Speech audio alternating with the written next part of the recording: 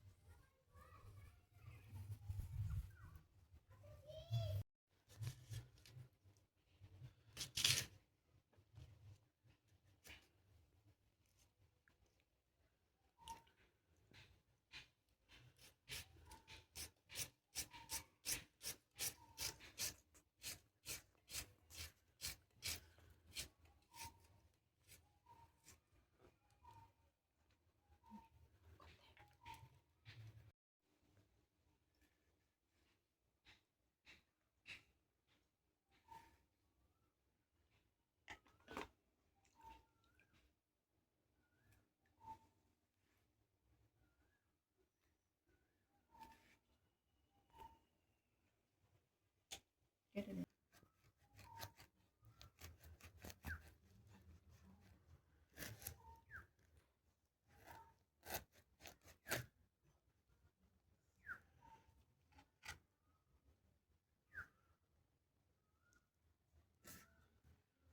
কাট।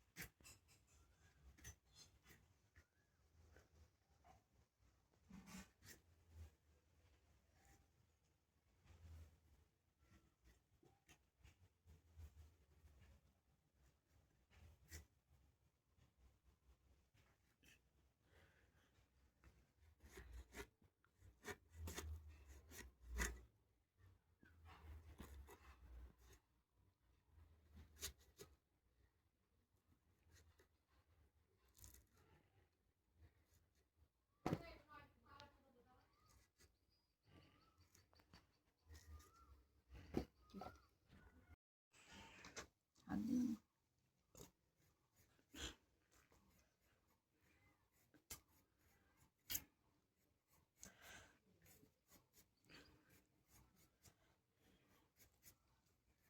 মাঝিয়ে তো হাত দিও না।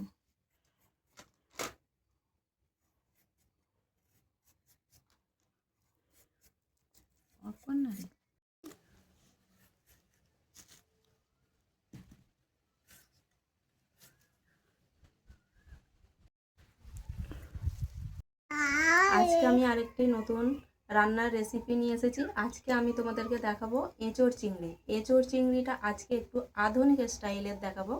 কি কি উপকরণ রাখছে চলো একটু দেখে নিই। এখানে আমি নিয়েছি এঁচোড় ডুমো ডুমো করে কেটে নিয়েছি, আর আলুও ডুমো ডুমো করে কেটে নিয়েছি। এখানে আমি একটি মাঝারি সাইজের এঁচোড় নিয়েছি আর দুটি আলু নিয়েছি মাঝারি সাইজের। পেঁয়াজ কুচি রাখছে, পেঁয়াজ কুচি নিয়েছি আমি এখানে মিডিয়াম সাইজের একটি, আর দুটি ছোট ছোট পেঁয়াজ নিয়েছি। আদা রসুন সম পরিমাণ নিয়েছি, আদা রসুন বাটা এটা আমি 4 চামচের 2 চামচ নিয়েছি। দুটি এলাচ, দুটি তেজপাতা, কাঁচা লঙ্কা 4টি নিয়েছি। দুটি বাটাবার জন্য রেখে দেবো আর দুটি রান্নাতে দেব। আর কাজু বাদাম নিয়েছি, শুকনো লঙ্কা দুটি নিয়েছি, আর এখানে গোটা গরম মশলা, দারুচিনি, এলাচ আর লং। এখানে আমি পোস্ত নিয়েছি, ধনে গুঁড়ো, হলুদের গুঁড়ো, লঙ্কার গুঁড়ো, জিরের গুঁড়ো, লবণ, ঘি লাগবে, আর সর্ষের তেল নিয়েছি, আর কিছু মশলা নিয়েছি যেমন বিরিয়ানির মশলা, গরম মশলা আর মিট মশলা। আর এখানে আমি চিংড়ি মাছটা প্রথমে নুন আর হলুদ দিয়ে ভেজে রেখেছি।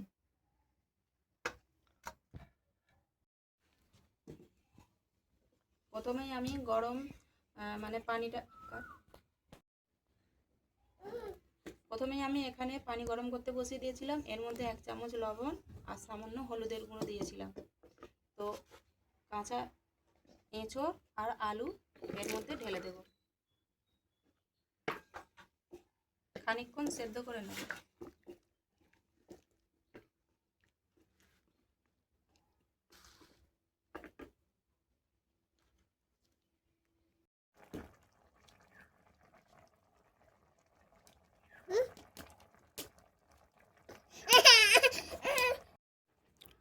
যতক্ষণে এঁচোড়টা আমার সিদ্ধ হবে ততক্ষণে আমি কিছু মশলা বেটে নেব, যেমন কাজু বাদাম, পোস্ত আর পেঁয়াজ।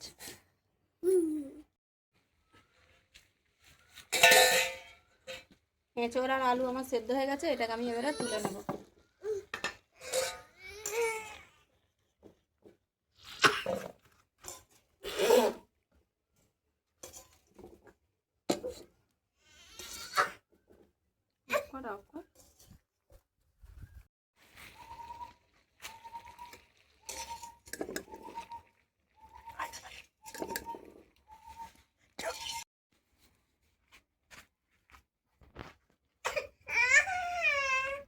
সরষের তেল দিয়ে দেবো এর মধ্যে।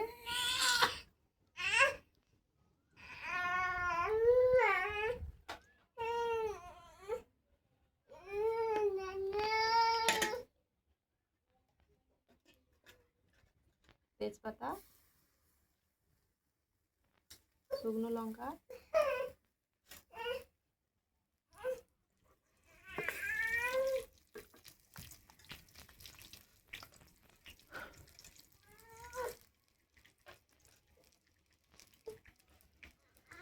গোটা গরম মশলা,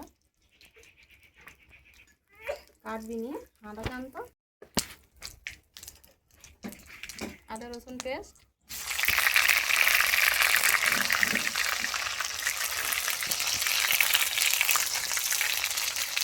লবণ দিয়ে দিন,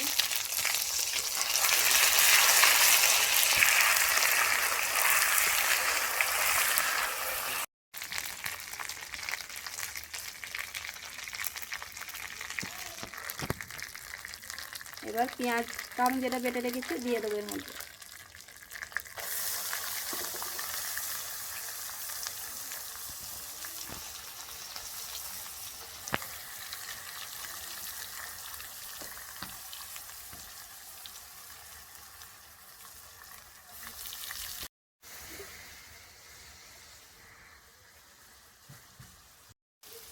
নিচে বস।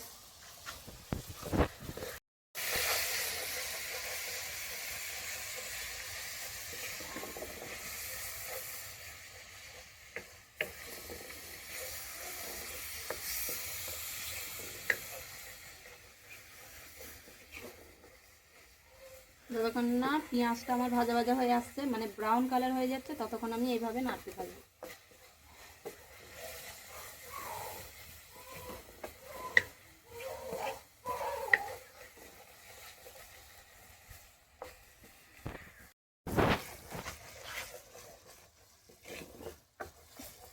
এবার এর মধ্যে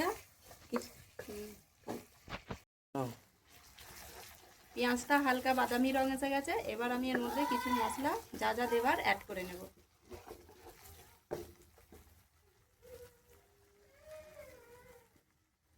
সামান্য লবণ দিয়ে নেব। আগেও লবণ দেওয়া আছে পেঁয়াজ দেওয়ার সময়, এবং সেদ্ধ করার সময় এসবটা তাতেও লবণ দেওয়া আছে। হলুদের গুঁড়ো পরিমাণ মতো,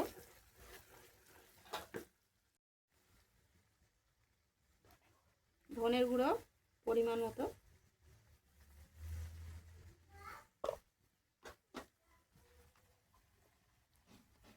লঙ্কার গুঁড়ো যে যেমন ঝাল খেতে ভালোবাসে সে তেমন কমিয়ে বাড়িয়ে নেবে।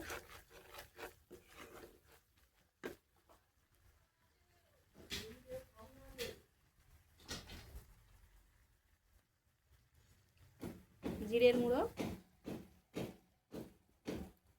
পরিমাণ মতো,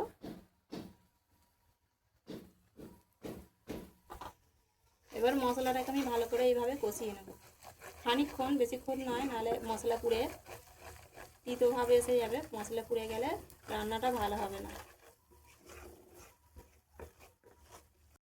এবার আমি মশলার মধ্যে চিংড়ি মাছটা যে ভেজে রেখেছিলাম সেটা দিয়ে দেবো।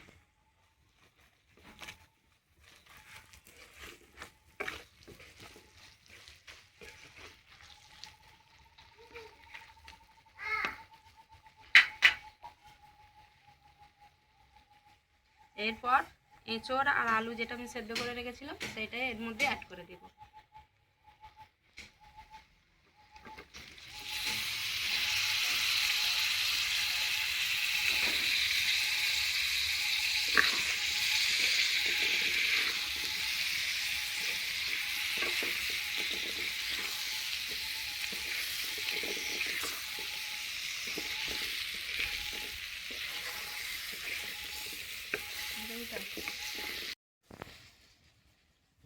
এখন চালাই না।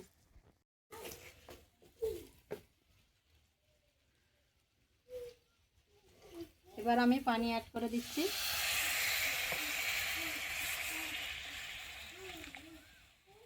বেশি পানি দেব না, এঁচড়া আলু আগে থেকেই আমার সেদ্ধ করা এবং চিংড়ি মাছটাও আগে থেকে আমার ভাজা।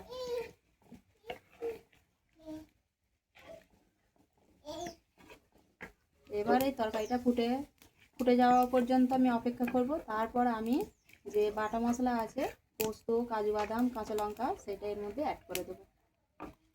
এটা আমি 3 থেকে 4 মিনিট ফুটিয়ে নেব।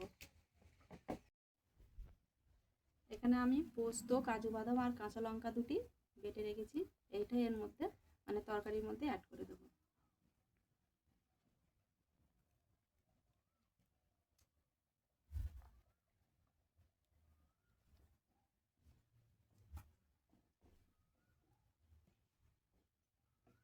এইভাবে যদি এঁচড় চিংড়ি আমরা বাড়িতে বানাই তো মাছ মাংসকে হার মানিয়ে দেবে। চিংড়ি মাছ না দিয়েও তোমরা যদি এইভাবে বানিয়ে থাকো তো অবশ্যই তোমরা অনায়াসে 1 বাসন ভাত খেয়ে ফেলবে, বুঝতেও পারবে না যে 1 বাসন ভাত খাওয়া হয়ে গেছে শুধুমাত্র এঁচড়ের তরকারি দিয়ে।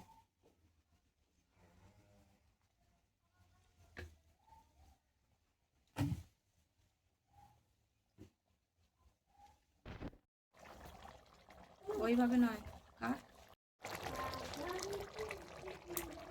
এরপর আমি এর মধ্যে মিট মশলা অ্যাড করব পরিমাণ মতো।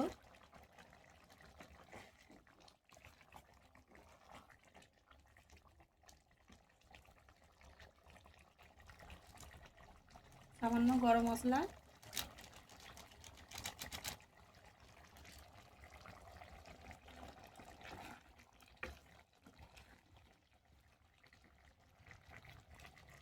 আর সামান্য বিরিয়ানি মশলা। বাজারে যে রেডিমেড মশলা কিনতে পাওয়া যায়, আমি সেই মশলাটা এখানে নিয়েছি। বিরিয়ানি মশলাটা একটু বেশি করে দেব।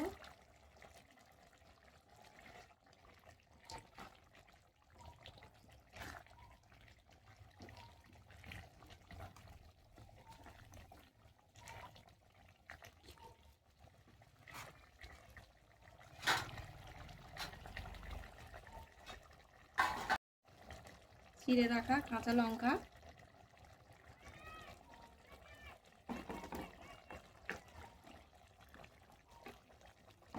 রান্না আমার রেডি হয়ে গেছে। এবার এর মধ্যে আমি ওপর থেকে একটু ঘি দিয়ে দেবো।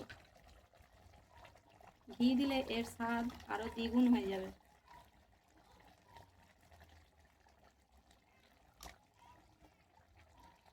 ভাত খেতে বসলে কিভাবে যে এক বাসন ভাত উঠে যাবে তোমরা বুঝতেও পারবে না যে শুধুমাত্র এঁচড় দিয়ে এক বাসন ভাত খাওয়া হয়ে গেছে।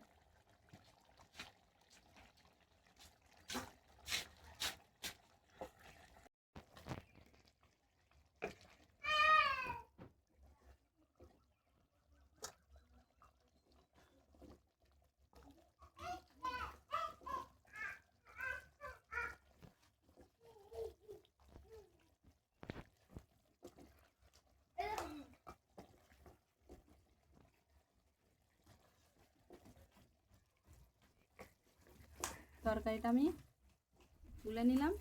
রান্না আমার রেডি। তো দেখতে লাগছে না পুরো মাংস রান্না।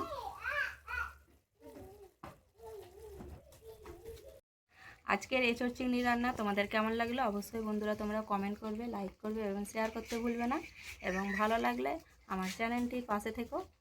আজকের ভিডিও এই পর্যন্ত। সকলে ভালো থাকবে, সুস্থ থাকবে।